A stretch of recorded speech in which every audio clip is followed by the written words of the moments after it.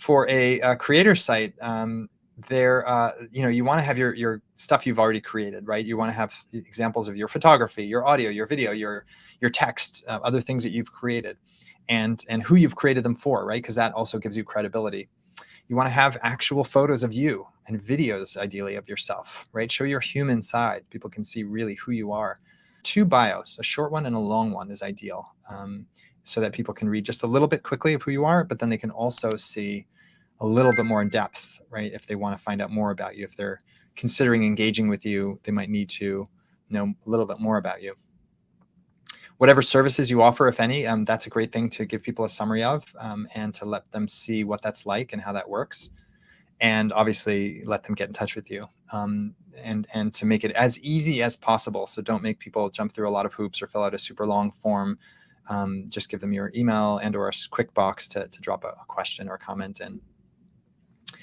This ecosystem is trendy, right? There's a lot of people who are creators. Not all of them follow through, right? So 44% of podcasts have just published a few episodes and then give up.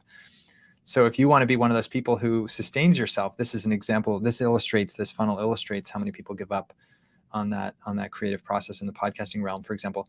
So if you want to be a creator and to stick to something, right, it's important to do it in a sustainable way.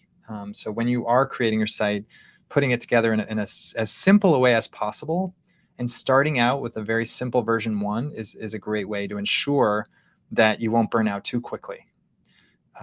So as you're building your site, a few tips and suggestions and steps. Clarify your purpose. Why are you really doing this? Is it for a particular potential client? Is it for making money? Is it for helping you just catalog all the stuff you've done for your own self? Make a quick list of all the different elements you might need or that you think you want to include, and then prioritize them, because you might be able to start with only a couple of pages at first, right? Probably your about page and a front page, or maybe a front page that includes an about section, right? And then gather those materials, set up a sandbox to play around and experiment without it having to be live.